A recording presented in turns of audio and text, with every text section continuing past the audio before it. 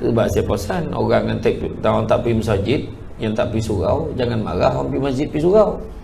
Sebab orang pergi masjid pergi surau ni, walaupun dia macam mana sekalipun, dia tetap doakan untuk semua orang. Dia doa untuk semua orang. Special malam ni ada 5 orang. Ni siap doa kan. Jadi macam itulah keadaan ni. Dan semua berbalik-balik kepada, nak kata sadap ke sakit tadi, berbalik kepada itulah yang Nabi sebut, dalam tubuh badan manusia ada seketul daging. Kalau baik seketul daging itu, maka baiklah seluruh tubuh manusia itu. Sekiranya buruk seketul daging itu, maka buruklah seluruh tubuh manusia itu. Maka ketahuilah sesungguhnya seketul daging itu adalah hati. Jadi segala pokok pangkal dalam hidup kita ni bermula dengan hati. Hati kita ni nak macam mana? Kan kita yang nak kena pupuk hati kita. Sampaikan mencegah kemungkaran pun diletakkan 3 tahap. Satu tahap dengan tangan, kita mencegahnya dengan kuasa kita, dengan keupayaan kita. Tak mampu dengan tangan, dengan mulut tegur, jangan kau buat lagi, jangan, tak baik, tak elok, berdosa.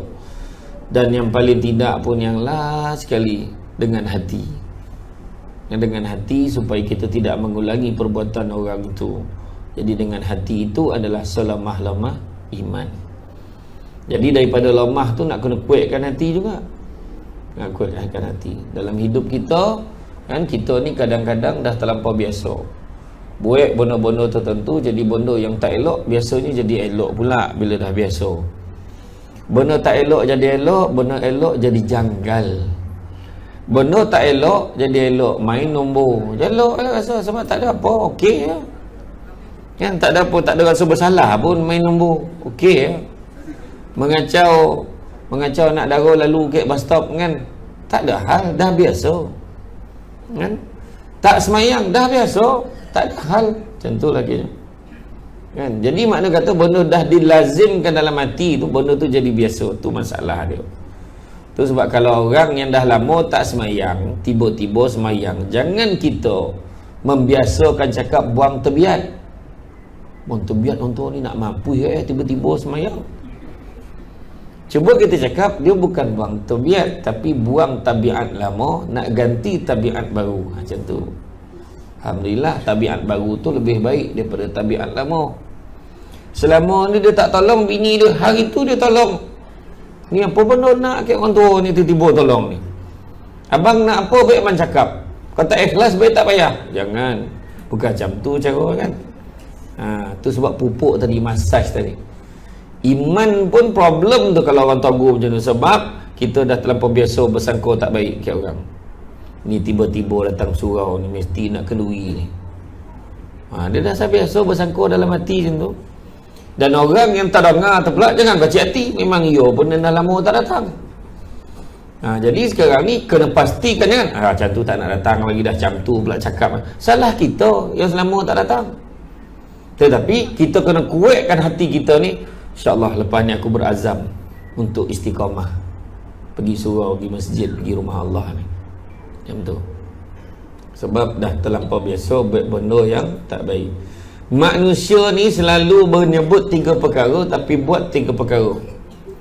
Sebut 3 perkara tapi buat 3 perkara. Apa tu?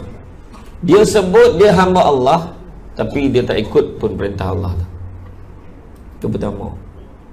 Dia sebut lain, buat lain. Dia tahu dia hamba Allah tapi apa Allah Ta'ala suruh tak buat, apa Allah Ta'ala suruh tinggal dia tak tinggalkan. Yang kedua, dia percaya rezeki Allah Ta'ala bagi, tapi bila susah sikit dia panding kepala. Selagi tak ada duit banyak kat tangan dia tu, baru selagi itulah hati tak tenang. Sedangkan dia percaya rezeki Allah Ta'ala bagi. Percaya rezeki Allah Ta'ala bagi, tapi bila dia susah Allah Ta'ala tarik sikit duit dia, mula dia kata, aduh tahu lah sekarang ni, tak apa bondo semua mahal sekarang ni. Contoh. Sedangkan dia kena yakin rezeki Allah bagi. Dan begitu juga yang ketiga, dia kata dia tahu dia akan mati, tetapi persediaan untuk mati tak pernah buat. Kau betul kau nak pergi Terengganu pagi esok? Betul. Relax kau ni. Kek kau ada kopi ni. Kalau tom yum ni sampai pukul 3 pagi tak balik-balik lagi. Tak apa, dalam bas besok tidur kata. Oh, kau naik bas. Macam tu lah. Tu ayat dia. Macam melampak tak bersedia kan. Sudah besok pergi Terengganu, sampai dalam perjalanan buti ingat ni tak siap, ni tertinggal, ni tak bawa, ni patut bawa tak bawa, macam-macam. Dia kata dia tahu dia nak pergi tapi tak bersedia. Tu yang sampai Nabi sebut orang paling cerdik adalah orang yang sadar dia akan mati dan bersedia dengan kematiannya. Jadi kita ni nak massage iman, nak bentuk, nak develop iman kita ni. Iman tu bila dah lesu kan kena picit balik, biar dia uet-uet darah tu jalan balik kan. Maknanya biar bernyawa baliklah iman kita ni. Yang pembaharuan. Bulan puasa nampak sagar, nampak tak? Sagar bulan puasa. Kan kalau tarawih tu, malam pertama penuh tak muik dalam ni. Kat luar pun tak cukup. Punya marah dia orang, patut dia kena bosarkan surau ni. Kan malam pertama, malam kedua, imam pun tak ada parking. Imam tak ada parking. Masuk malam kelima balik, imam boleh parking dalam surau. Dalam surau saf yang kelima boleh parking. Kenapa macam tu? Sebab tadi iman dia tu kan mula-mula tu. Mula-mula kuat dah. Kadang-kadang kena tanya balik, kenapa kau beriau nak pergi malam pertama tu? Tanya balik. Sebab malam pertama tu dosa kita diampunkan ibarat bayi masih kecil. Umat yang tu dia baca kan. Tahu dah. Kan? Dia ambil hadis yang tak berapa kuat kan, ambil je lah. Yang penting buat kan, lempah sampai keluar. Lepas tu ada orang tu pula, sebab kebetulan malam tu tahlil keluarga dia tu, malam tu dia datang ada setengah surau. Dia bukan buat kan setiap malam lepas tarawih tu ada tahlil sikit untuk keluarga yang diniatkan malam tu. Sebab malam tu keluarga dia tu pun datang. Ada tu lagi pula, dia niat dia bagi ke imamnya, dia pun tak datang. Lepas tu siap tanya, malam tadi korang tak didoa tak untuk ayah dan arwah ataupun kalau ikut goram nak dikotuk pula nak tak berguna punya nak bagi nama, dia pun tak datang. Contoh lah kan, contoh kan? Ada lah kan, macam-macam. Sedangkan kita tahu kan adab sekarang ni, kita pembentukan adab hati, daripada hati ni nak bawa pada adab. Tengok adab yang terbaik siapa? Tak dibu kan, dia kata kan, tak dibu auladukum kan, mendidik anak. Tak dibu tu, bila Nabi sebut tak dibu auladukum, maknanya mendidik tu dengan adab. Tak dibu tu dengan mengadabkan. Tak dibu auladukum bisalah sati asya, dengan 3 perkara.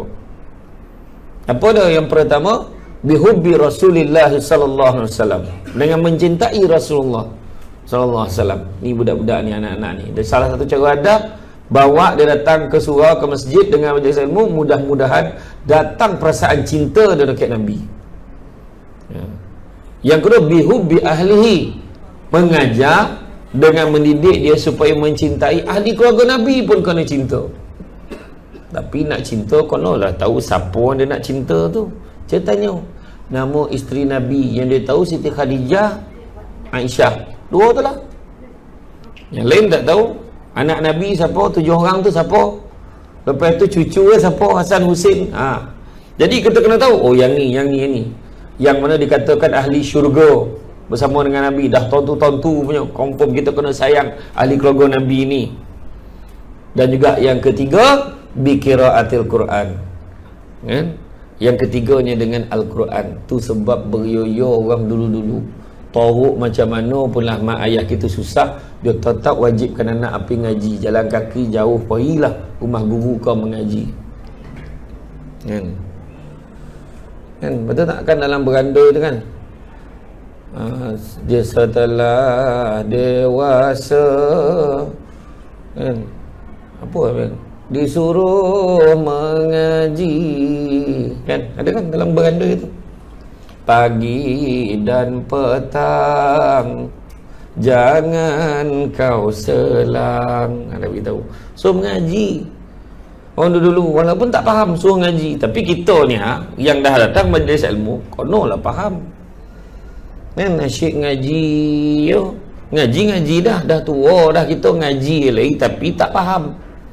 Biarlah sampai satu stage ni tak kita mengaji. Apa beza kita dengan adik ni yang mengaji ya? Tiba-tiba adik tu pula tahu maksud dia lah lagi hana pada kita. Tu sebab saya cadangkan beberapa ceramah saya cadangkan kepada penganjur, lepas ni kalau baik majlis-majlis, tak kisahlah ceramah maulud ke, surah Mi'raj ke, baik ceramah apa sekalipun, mulakan dengan minta seorang ahli jemaah kita ataupun adik-adik ni mengaji ayat suci Al-Quran. Sementara sebelum mula ceramah, minta dia ngaji jangan panjang dah, ambil dalam pek 5 ayat cukup. Habis 5 ayat tu, sadaqallahul azim, dia pun masuk. MC pun cakap lah, terima kasih diucapkan kepada adik Saiful Nizam yang telah membacakan ayat suci Al-Quran daripada surah Al-Hujurat ayat 18 hingga 23 contohlah. Antara lain ayat tersebut memberi maksud, wahai orang-orang yang beriman. Cara tak langsung semua orang tahu makna malam tu. Lah tu maksud ayat nampak tak? Itu salah satu. Dulu kita buat macam tu. Kalau ingat lah, masa dulu lah, masa saya kecil-kecil mungkin saya datang tengok majlis-majlis rasmi banyak buat macam tu. Tapi kita sekarang nak shortcut, mengaji pun tak nak dengan umul kitab Al-Fatihah. Tu untung tu ada macam tu. Ada tu tak ada langsung berucap baca rabih sepanjang-panjang yang merasmikan tu lah. Kan, dengan ini saya tidak berhasrat berucap panjang. Dah 2 jam kau bercakap dah. Kan? Dengan ni saya luluskan peruntukan dia. Itulah. Kan tak, bukan masalah tu. Masalah kita mulakan dengan mengaji ni.